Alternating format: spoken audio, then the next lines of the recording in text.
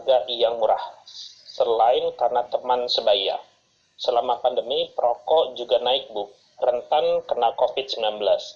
Dan terkait dengan bantuan sosial yang Ibu bicarakan, riset PKJS UI juga menunjukkan penerima bansos memiliki kecenderungan merokok lebih tinggi jika dibandingkan dengan bukan penerima bansos.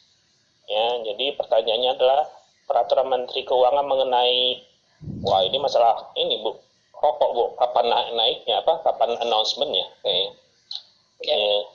Jadi pertanyaannya adalah peraturan Menteri Keuangan mengenai kenaikan cukai rokok, kapan ya Bu diumumkan untuk mengurangi perokok Indonesia? Harapan kami, cukai rokok naik untuk melindungi anak dan orang miskin merokok. Uangnya bisa untuk kesejahteraan keluarga, terutama selama pandemi COVID.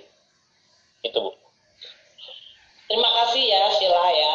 Sebetulnya ini selalu setiap tahun saya sampaikan. Di dalam kita memformulasikan kebijakan cukai rokok, itu kita, ini realita yang memang saya sampaikan selalu pada masalah yang tadi. Anda mau bicara tentang policy, ya ini policy yang harus kita desain.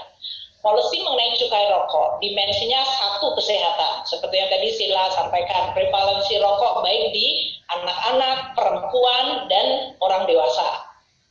Dan kita harus bisa membuat desain policy yang menyebabkan prevalensi merokok, terutama di anak-anak, perempuan, dan orang dewasa bisa turun.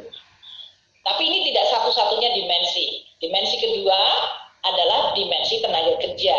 Karena kalau Anda lihat dari komposisi industri rokok di Indonesia, ada industri rokok yang menggunakan mesin, yang barangkali aspek tenaga kerjanya tidak besar, tapi juga yang masih dalam bentuk rokok kretek tangan yang menggunakan tenaga kerja banyak.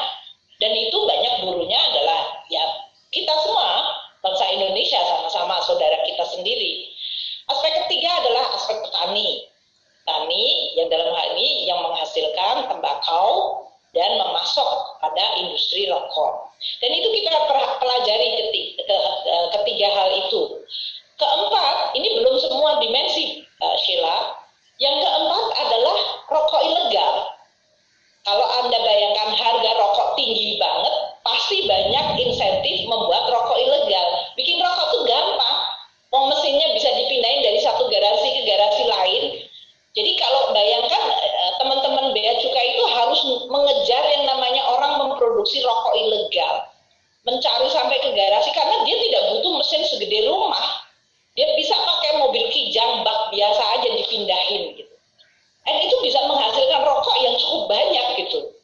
Jadi tadi saya ulang lagi ya, prevalensi merokok, sisi kesehatan, tenaga kerja, buruh, petani, dan kemudian munculnya rokok ilegal. Dan tentu yang kelima adalah penerimaan negara tadi yang Anda sebutkan. Jadi bayangkan kalau Anda sebagai policy maker sekarang harus melihat 5 variabel dengan satu instrumen. Tanya sama Pak Fitlu yang jago. 5 goals dengan satu instrumen, atau Pak Ari ini, rektor kita yang luar biasa pinter banget.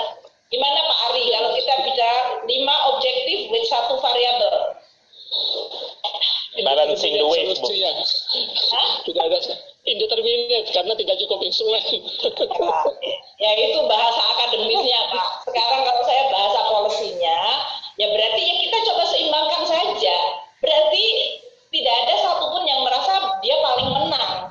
Karena kalau Anda bicara tentang prevalensi rokok, jelas ada anak-anak, ada wanita, ada orang dewasa yang harus kita lindungi dan kita persuasi untuk tidak merokok. Namun juga ada manusia, yaitu para buruh. Ada manusia yang petani juga. Ada manusia yang punya insentif membuat rokok ilegal. Makin tinggi harganya, makin senang dia bikin rokok ilegal. Karena bedanya antara market price dengan ilegal itu akan sangat besar. Dan kita bayangkan teman-teman bea cukai ya harus lari ke sana kemari aja, lihat di semua sudut rumah kemungkinan ada rokok ilegal atau tidak. Dan tadi dari sisi penerimaan negara. Jadi Sheila, kita akan terus melakukan kajiannya tadi, dan kajian dari Anda pasti kita akan terima.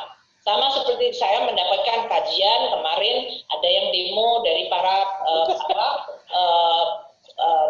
buruh rokok. Mereka datang ke Monas ingin ketemu Bapak Presiden. Kemudian ada petani juga demo minta supaya nggak naik. Jadi bayangkan di satu sisi ada demo yang minta nggak naik, ada tinggi banget. Ya kita akan seimbangkan di antara itu. Pasti nanti akan kita keluarkan pada waktunya, dan itu tujuannya adalah untuk bisa mencapai tujuan yang paling optimal di dalam objektif yang memang cukup banyak tadi.